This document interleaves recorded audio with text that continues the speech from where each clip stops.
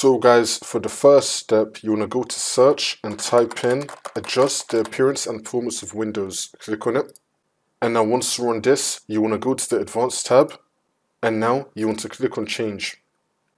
Once this comes up, you want to untick this box. And you want to select your C drive.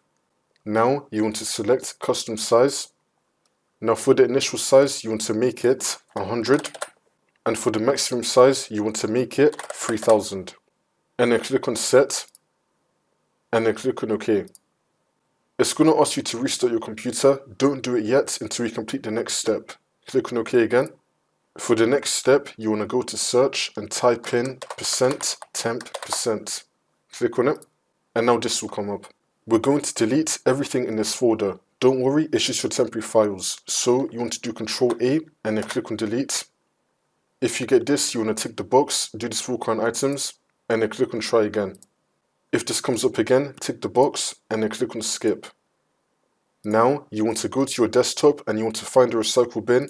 You want to right click on it, click on empty recycle bin, and then click on yes. For the last step, you want to restart your computer, and then the problem should be fixed.